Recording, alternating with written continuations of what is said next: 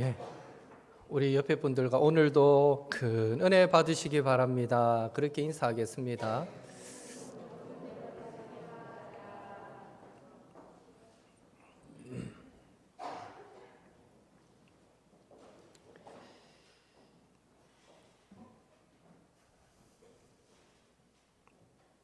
성경에는 다윗과 함께 자주 언급되는 세 명의 이름이 등장합니다. 골리앗, 요나단, 밧세바. 다윗과 함께 자주 언급되죠. 거인 골리앗은 다윗이 물맷돌로 쓰러뜨린 블레셋 장수로 무명의 다윗을 존재감 있는 자로 일약 스타로 만들어준 사람이었습니다.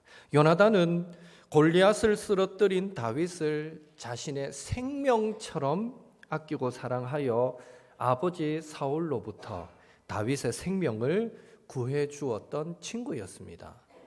밧세바는 목욕하다가 본의 아니게 왕궁 옥상을 거닐던 다윗의 눈에 띄어서 다윗을 성적인 범죄로 넘어지게 만든 여인이었습니다.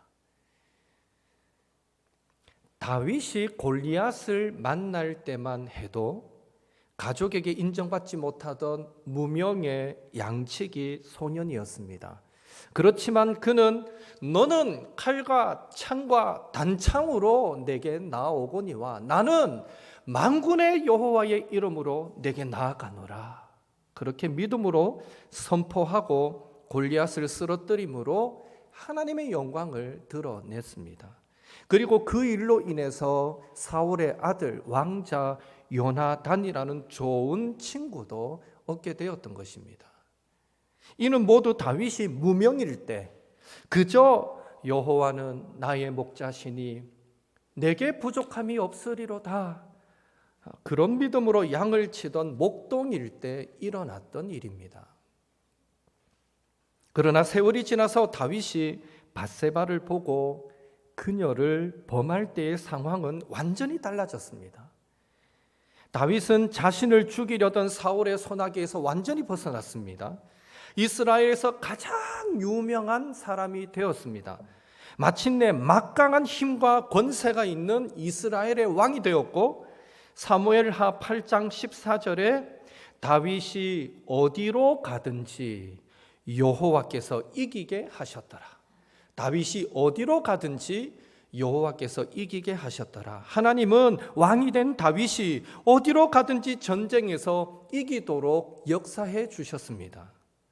목동 시절과 비교할 때 180도 달라진 다윗의 이런 모습을 두고 우리는 은혜 위에 은혜로다라고 말할 수 있지 않겠습니까? 다윗은 그 누구와도 비교할 수 없는 놀라운 하나님의 은혜를 풍성하게 받았던 사람이었습니다. 그런데 바로 그런 때에 다윗은 밧세바와 동침함으로 하나님의 영광을 가리고 말았습니다. 여러분, 다윗이 힘들고 어렵던 시절에는 하나님을 그토록 잘 믿고 의지하다가 오히려 하나님의 은혜로 모든 형편이 잘 풀렸을 때에 하나님께 범죄하였다는 사실이 참으로 아이러니하지 않습니까?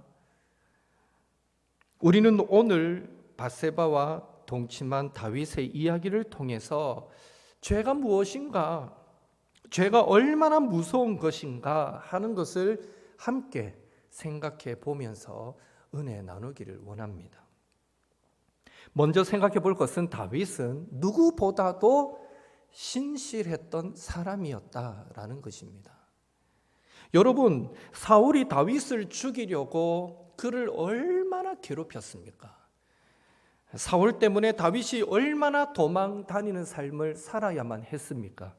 그런데도 다윗은 사울을 죽일 수 있는 기회가 2번이나 찾아왔음에도 그를 살려줄 만큼 하나님께서 기름 부으셨다는 이유 때문에 그를 살려줄 만큼 매사에, 그리고 심지어 사방에서 자신을 애워싸고 불의로 짓누르려고 할 때조차도 다윗은 하나님만을 의지했고 정의로웠고 공의로웠으며 신실함을 잃어버리지 않았었습니다.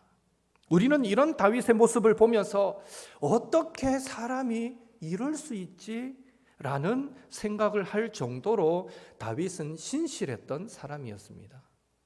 그러나 오늘 본문에서 우리는 안타깝게도 다윗의 범죄를 보게 됩니다.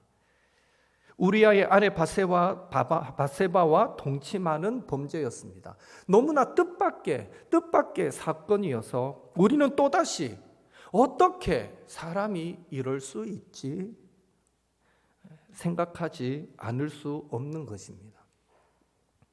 힘들고 어렵고 가난할 때는 하나님을 찾고 기도하고 의지하더니 이제는 살만해지니까 나라가 안정권에 들어서니까 오히려 범죄하고 말았던 것입니다. 우리는 다윗을 통해서 두 번 놀라게 되는데 한 번은 다윗의 신실함에 놀라고 또 한 번은 다윗의 파렴치함에 놀라게 된다는 것이죠. 사건의 발단은 이렇습니다. 지금 이스라엘은 암몬과 전쟁 중입니다. 사무엘하 10장 오늘 읽었던 본문 바로 앞에 장에 보면 이스라엘과 암몬 아람 연합군과의 전쟁이 소개되는데 그 전쟁에서 다윗은 1차적으로 큰 승리를 거두게 됩니다. 그렇게 10장은 끝이 납니다. 그리고 오늘 본문 11장에서 다시 추운 겨울이 지나가고 전쟁하기 좋은 따뜻한 봄이 왔을 때 중단되었던 암몬과의 전쟁이 재개되었습니다. 이때 다윗은 전쟁터에 나가지 않고 예루살렘에 그대로 남아 있었고 하루는 저녁에 침상에서 일어나 왕궁 옥상을 거닐다가 저 아래에서 심히 아름다운 여인이 목욕하는 것을 목격하게 됩니다. 예루살렘 성지순례를 가보시면 아시겠지만 이 약 언덕 형태로 되어 있는데 왕궁이 가장 높은 곳에 지어져 있기 때문에 왕궁 옥상에서 내려다보면 이스라엘 전체가 보입니다. 그래서 이 일이 가능한 거죠. 왕궁 옥상을 거닐다가 저 아래에서 한 여인이 심히 아름다워 보이는 여인이 목욕하는 장면을 목격하죠. 그리고는 사람을 보내서 그 사람이 누구인가를 알아보게 하는데 그 여인은 바로 햇사람 우리아의 아내 바세바였습니다. 여러분, 우리아가 누구입니까? 사무엘하 23장 39절에 의하면 우리아는요 다윗의 30용사 중 한 사람이었습니다. 다윗의 군대 숫자가 어마어마하게 많았는데 그 중에서 손에 꼽는 30용사 중 한 명이었습니다. 우리아는 다윗의 최측근 충신이었습니다. 다윗은 목욕하던 여인이 바로 최측근 충신 우리아의 아내였다라는 사실을 알게 되고 지금 그 충신 우리아가 암몬과의 전쟁을 위해서 전쟁터에 나가 있다라는 사실을 알았을 때에 다윗이 자신의 마음속에 무슨 생각을 품었던지 그 생각은 거기서 멈췄어야만 했습니다. 그러나 4절에 보면 다윗은 바세바에게 전령을 보내고 그 여자를 자기에게로 데려오게 하고 더불어 동침하게 됩니다. 이런 다윗의 행동을 보면 어떤 갈등도 어떤 주저함도 없습니다. 그저 마음속에 품은 생각을 신속하게 행동으로 보여주고 있습니다. 지금 다윗은 하나님께서 자신에게 주신 왕이라는 그 지위에서 나오는 권력을 이용해서 범죄를 저질렀던 것입니다. 오늘날 세상은 이런 종류의 범죄를 위력에 의한 성폭력이라고 말합니다. 다윗은 지금 그런 죄를 저지르고 있습니다. 하나님께서 은혜로 베풀어 주신 왕권과 번영과 승리와 걱정 근심 없는 평안한 삶을 다윗은 범죄의 도구로 사용하고 말았다는 것이죠. 여러분, 과거에 그토록 하나님 앞에서 신실했던 다윗이 왜 이런 파렴치한 범죄에 빠지고 말았습니까? 첫째로 다윗은 이 영적인 긴장감을 잃어버린 채 스스로 의롭다는 자부심에 교만함에 빠져버렸기 때문입니다. 삶에 좋은 일이 생기면 처음에는 세상 사람들은 그것을 행운이라고 말하고요. 우리 믿는 사람들은 그것을 하나님의 은혜라고 말합니다. 그런데 그런 좋은 일이 한 번, 두 번 계속 반복해서 일어나게 되면 결국 세상 사람들이나 성도들이나 모두 자신의 노력과 열심 덕분이라고 생각하기 쉽다는 것입니다. 내가 얼마나 노력했는데 이 정도 결과는 당연하지. 내가 얼마나 수고하고 헌신했는데 나는 잘 될 수밖에 없는 사람이었어 라고 생각하기 쉽다는 것입니다. 그리고 그런 생각은 자신의 지난날, 과거의 삶이 충분히 하나님 앞에 성실하고 의로웠다는, 이만하면 나도 괜찮은 성도였다는 자부심을 갖게 만듭니다. 그런 자부심이, 그런 교만함이 한 번쯤의 잘못은 아무것도 아니다라고 스스로 합리화시키면서 현재의 잘못을 쉽게 덮어버리게 되는 것입니다. 그러면서 자신에게 은혜 베푸셨던 하나님을 자신의 삶의 중심에서 점점 더 변방으로 내몰게 되는 것이죠. 그래서 사람은 스스로 잘 나간다라고 생각될 때에, 풍족하다라고 느껴질 때에 점점 재앙에 가까워지고 있다라고 생각하고 이런 마음을 가져야 됩니다. 아굴의 잠언입니다. 잠언 30장 8절 9절 함께 읽겠습니다. 곧 헛된 것과 거짓말을 내게서 멀리 하옵시며 나를 가난하게도 마옵시고 부하게도 마옵시고 오직 필요한 양식으로 나를 먹이시옵소서. 혹 내가 배불러서 하나님을 모른다 여호와가 누구냐 할까 하오며 혹 내가 가난하여 도둑질하고 내 하나님의 이름을 욕되게 할까 두려워함이니이다. 내가 잘 나간다 싶을 때, 풍족하다 싶을 때 우리는 이런 마음을 가져야 한다는 것이죠. 바울도 이렇게 경고합니다. 고린도전서 10장 12절 같이 읽습니다. 그런즉 선줄로 생각하는 자는 넘어질까 조심하라. 그런 의미에서 저와 여러분은 자기 자신을 두고 이만하면 나는 괜찮은 사람이야, 이 정도면 나는 좋은 성도야 라는 생각을 우리는 버려야 합니다. 그런 생각만큼 우리 영혼을 병들게 만드는 것이 없습니다. 사랑하는 성도 여러분, 우리 스스로는 결코 의롭지 않습니다. 우리 스스로 이룰 수 있는 것은 아무것도 없습니다. 예수님의 보혈이 우리를 덮었기에 하나님께서 우리를 구원하시고 의롭다고 칭해 주셨습니다. 하나님께서 저와 여러분을 충성되게 여겨주셨기에 오늘 우리를 목사로, 장로로, 권사로, 집사로, 성도로 불러주신 것입니다. 하나님께서 불꽃 같은 눈동자로 지켜 보호하시기에 우리의 수고가 헛되지 않고 열매를 맺게 되었던 것입니다. 사실 하나님의 은혜가 아니면 우리는 한순간도 의롭게 서 있을 수 없고 어떤 열매도 거둘 수 없는 연약한 존재인 것입니다. 이런 사실을 겸손하게 믿음으로 고백하고 붙드시는 우리 모든 옥토의 성도님들 되시기를 예수님의 이름으로 축원합니다. 둘째로 다윗은 사명을 잃어버렸기 때문입니다. 다윗이 죄의 유혹에 빠졌을 때 그는 자신이 해야 될 일에서 한 발짝 물러나 있었습니다. 다윗은 요압과 군대를 전쟁터로 출정시켰지만 정작 자신은 뒤에 남아 있었습니다.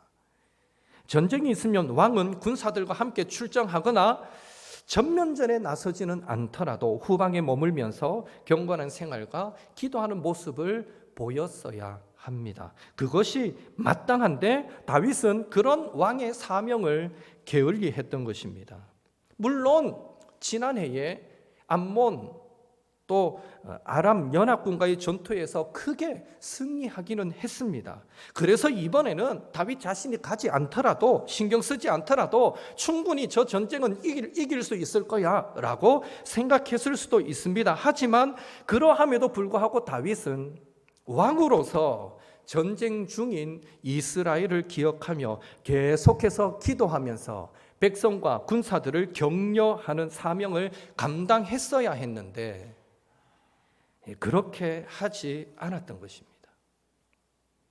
과거에는 하나님의 전사를 자처하면서 사사건건 하나님을 의지했던 다윗이 이번에는 하나님의 전사가 아니라 마치 휴양객이 된 것처럼 행동하였다라는 것입니다. 이렇듯 하나님과 그의 나라를 위하여라는 이런 사명이 흐릿해졌을 때 하나님의 은혜로 거두었던 연전연승도 더 이상 다윗에게는 이제 큰 의미로 다가오지 않게 되었고 하나님을 위한 전쟁이 더 이상 자신에게 큰 만족과 성취감도 주지 못하게 되었습니다. 그러니 다윗은 믿을 수 없을 정도로 그의 삶이 무료해지고 지루해지는 경험을 할 수밖에 없었고 그 증거가 바로 한창 전쟁 중인 그 낮 시간에 궁궐에서 낮잠을 자고 저녁에 일어났던 것을 통해 알 수 있는 것입니다. 전쟁이 있든지 말든지 이기든지 말든지 이제는 워낙 많이 이겨봐서 무료해져 버렸습니다. 은혜에서 무감각해져 버렸습니다. 그리고 그렇게 삶의 무료함을 느낄 때 다윗의 눈앞에 등장한 밧세바의 아름다움은 사명에서 멀어진 다윗의 무료함을 긴장감으로 공허함을 성취감으로 채워주는 충분한 동기부여가 되고 말았던 것입니다. 사랑하는 성도 여러분, 하나님은 저와 여러분을 삶의 방관자로 살도록 디자인하지 않으셨습니다. 하나님은 열심과 용기로 하나님의 사명을 쫓도록 우리를 창조하셨습니다. 즉 하나님은 저와 여러분을 목적 있는 존재로 만드셨다는 것입니다. 따라서 하나님께서 우리 안에서 행하시고자 하시는 그 일에 대한 분명한 목적의식, 분명한 사명감만이 인생의 무료함과 지루함과 공허함에서 벗어나게 해주는 유일한 도구가 되는 것입니다. 그리고 하나님의 나라와 의를 구하며 살아가려고 할 때에 늘 우리가 하나님께서 주신 사명으로 충만하게 될 때에 내게 주신 하나님의 지혜와 힘과 물질은 선한 도구로 사용되겠지만 만약에 우리의 인생의 목적을 잃어버리고 인생의 방향이 잘못되기 시작하면 마치 하나님께서 주셨던 그 왕의 힘과 권세를 가지고 한 여인과 동침하는 그런 일에 악용했던 다윗처럼 하나님께서 우리에게 주신 모든 축복도 범죄의 도구가 될 수 있다라는 사실을 우리는 두려운 마음으로 기억해야 하는 것입니다. 사랑하는 성도 여러분, 하나님께서 우리에게 주신 생명, 시간, 물질, 지혜, 힘, 은사, 이 모든 것들을 우리는 지금 어디에 사용하고 있습니까? 그리고 앞으로 어디에 사용하고 싶습니까? 바라기는 말씀과 기도 가운데 우리 한 사람 한 사람 우리 각자에게 주시는 사명을 날마다 새롭게 하시고 그 사명을 붙들고 우리에게 허락하신 모든 것을 사용하여서 가정과 교회와 세상을 더욱 이롭고 아름답게 만들어 가시는 저와 여러분이 될 수 있기를 예수님의 이름으로 축원합니다. 이제 한 가지 더 생각해 볼 것은 죄의 심각성입니다. 죄의 심각성. 우리는 다윗이 범죄한 후에 행했던 일들을 통해서 죄라는 것은 이게 보통 문제가 아니구나, 심각하구나라는 것을 깨닫게 됩니다.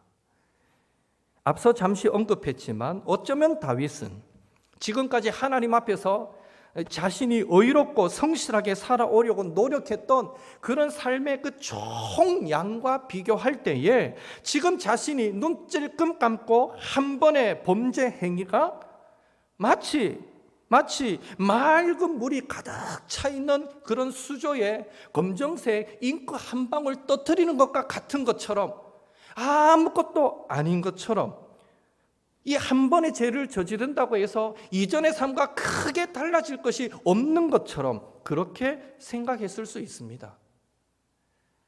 그래서 다윗은 이번 한 번만이야. 이전에 잘 살아왔듯이 이후로 나는 더 이상 죄 짓지 않고 잘 살아갈 수 있을 거야 라고 생각했을 것입니다. 그런데 다윗의 생각과 계산이 얼마나 잘못되었는가를 우리는 오늘 본문을 통해서 깨닫게 됩니다. 다윗은 밧세바와 동침한 이후에 얼마 지나지 않아서 밧세바가 임신했다라는 소식을 듣게 됩니다. 한 번의 불장난으로 끝날 줄 알았는데 하나님이 그렇게 내버려 두지 않았습니다. 밧세바가 임신했다는 소식을 듣게 되자 다윗은 이제 죄의 노예가 되어 죄의 종이 되어 연속적인 범죄를 저지르고 맙니다. 우선 다윗은 자신의 잘못을 덮으려는 시도로 전쟁터에 나가 있는 우리아에게 특별 휴가를 주어서 집으로 불러들여서 자연스럽게 아내와 잠자리 하도록 만들려고 합니다. 그렇게 해서 밧세바가 임신한 아이가 우리아의 아이인 것처럼 만들고 싶었던 것입니다. 그런데 이 충성스러운 우리아는 특별 휴가를 줬음에도 불구하고 오늘 11절에 보니까 언약궤가 이스라엘이 유다가 지금 저 야영 중에 있고 내주 요압도 그리고 왕의 부하들도 지금 바깥들에서 진을 치고 있는데 내가 어찌 집으로 가서 먹고 마시고 내 처와 같이 자리일까? 11절에 그런 표현이 나오죠. 그렇게 고백하면서 집에 들어가지를 않습니다. 참 충성스러운 신하죠. 그러자 두 번째 시도로 다윗은 그 다음 날 직접 우리아를 불러서 독대하며 술을 먹입니다. 왕이 건네는 술이니까 또 안 받을 수 없잖아요. 그렇게 술 차게 만듭니다. 목적은 하나, 술이 취하면 집으로 가겠지. 그런데 웬걸 잔뜩 술을 먹여서 취하게 만들었는데도 우리아는 집으로 가지 않고 그날도 병사들과 함께 잠을 자게 됩니다. 다윗의 계획대로 움직이지 않자 세 번째로 다윗은 이제 우리아를 죽이려는 시도를 하게 됩니다. 다윗은 편지를 써서 요압 장군에게 보냅니다. 사무엘하 11장 15절 같이 읽겠습니다. 그 편지에 써서 이르기를 너희가 우리아를 맹렬한 싸움에 앞세워 두고 너희는 뒤로 물러가서 그로 맞아 죽게 하라 하였더라. 지금 이스라엘이 애워싸고 있는 암몬의 랍바성을 함락하기 위한 이 맹렬한 싸움의 가장 선봉에 우리아가 속한 부대를 보내놓고 후속 부대가 뒤에서 지원해 줘야 하는데 해줄게 해놓고는 보내놓고는 빠져버립니다. 후속 부대가. 그러니 공격해오는 사람이 많으면 아무래도 성벽 위에서 화살을 쏘아도 그 화살은 퍼지겠죠. 그러나 다른 사람이 싹 빠져버리니까 그 모든 화살이 그 선봉 부대에 집중될 수밖에 없었습니다. 그래서 우리아는 그 선봉에 나섰다가 화살에 맞아 죽게 됩니다. 다윗은 우연히 실수로 사람을 죽인 것이 아니라 자신의 범죄 사실을 숨기려고 다른 사람과 모의해서 계획적으로 사람을 죽이는 특수 살인을 저질렀던 것입니다. 하나님께서 보실 때 죄질이 상당히 나쁜 죄를 저질렀다는 것입니다. 다윗은 처음에는 한 번의 실수, 하룻밤의 작은 죄라고 생각했을 텐데 그 한 번의 죄가 다윗을 이처럼 거짓의 영으로 물들게 만들고 심지어는 살인자까지 되게 만들어 버렸던 것입니다. 이게 죄입니다. 그리고 다윗은 스스로 작은 죄라고 여겼을 그 범죄함으로 많은 것을 잃게 됩니다. 첫째로 다윗은 신하에게 신의를 잃어버립니다. 다윗은 요압에게 부당한 거래를 제안했잖아요. 있을 수도 없는. 요압도 나중에 자신의 죄나 부정함이 있을 때에 눈 감아 줄 것을 기대하면서 다윗의 그 부당한 제안을 그대로 따라 행합니다. 실제로 성경을 보면 죄로 결탁이 되었던 이 다윗과 요압의 관계는 점점 꼬이게 되고 결국엔 나중에 이 요압은 왕인 다윗의 명령조차도 듣고 싶은 것만 듣고 듣기 싫은 것은 듣지 않는 상황까지 가게 됩니다. 그래서 다윗이 죽이지 말라 했던 이스라엘의 군사령관 아브넬과 유다의 군사령관 아마사를 요압은 왕의 말도 무시하고 칼로 죽여버립니다. 그것도 평화의 시대에, 전쟁하다 죽인 게 아니라 전쟁이 다 끝난 평화의 시대에 요압은 자기의 생각을 가지고 왕의 명령을 거부하고 그 두 장수를, 의로운 장수 두 사람을 칼로 죽이게 됩니다. 그때 다윗은 요압에게 아무런 말도 할 수 없었습니다. 왜요? 이미 자기가 우리아를 죽이는데 요압을 이용했기 때문에 요압을. 이제는 요압이 그 부정한 짓을 저질러도 아무런 말도 못하게 됩니다. 이것이 죄로 결탁한 결과인 것입니다. 둘째로 다윗은 4명의 자녀를 잃게 됩니다. 많은 성경학자들은 출애굽기 22장에 나오는 도둑질과 관련하여서 양 한 마리에 양 4마리로 배상해야 된다라는 이 구절과 또 다윗의 범죄를 두고 이후에 나단 선지자가 와서 양을 빼앗는 비유를 들고 있거든요. 그 비유와 연계해서 다윗이 밧세바와 동침하고 우리아를 죽인 죄에 대해서 하나님께서 4배로 갚아주신다라고 해석을 하는데요. 첫째로 밧세바와 불륜의 관계에서 태어난 아기가 죽습니다. 둘째로 압살롬에 의해서 암논이 죽습니다. 셋째로 압살롬이 반역하다가 죽습니다. 넷째로 아도니아가 솔로몬에 의해서 죽습니다. 여기 죽었던 모두는 다윗의 아들들이었고 또 다윗의 아들들 사이에서 일어난 일이었습니다. 너희 집에 칼이 멈추지 않을 것이다 라고 나단 선지자가 심판을 선언했는데 그 심판대로 되어졌던 것이죠. 그러니까 죄는 어떤 것도 가볍고 작은 죄는 하나도 없는 것입니다. 죄는 하나님 앞에서 결코 그냥 넘어갈 수 있는 것이 하나도 없다라는 것입니다. 이처럼 죄의 파급력과 지속력은 엄청납니다. 죄는 범죄 하나에만 머물게 하지 않고 그 영혼을 거짓으로 물들게 하며 당연히 영혼이 거짓으로 물들게 되면 기도도 막히게 됩니다. 그러다가 다윗처럼 통제 불가능한 상태가 되어서 더 큰 죄를 짓게 되고 또한 하나님의 심판으로 잃어버리는 것도 많아지게 되는 것입니다. 이것이 모두 한 번의 죄로 말미암아 빚어질 수 있는 비참한 결과라는 것이죠. 그렇다면 이 죄의 영향력에서 벗어나기 위해 우리는 어떻게 해야 합니까? 첫째로 우리는 죄를 회개하고 정리해야 합니다. 다윗은 나단 선지자가 찾아와서 그의 잘못을 지적했을 때 내가 안 그랬는데 라고 핑계대지도 않았습니다. 내가 여호와께 죄를 범하였나이다 하고 곧바로 회개합니다. 다윗이 밧세바를 범하고 난 후에 회개하는 그 참회의 시를 적은 것이 시편 51편인데요. 거기 4절에 보면 내가 주께만 범죄하여 주의 목전에 악을 행하였사오니 이런 표현이 나옵니다.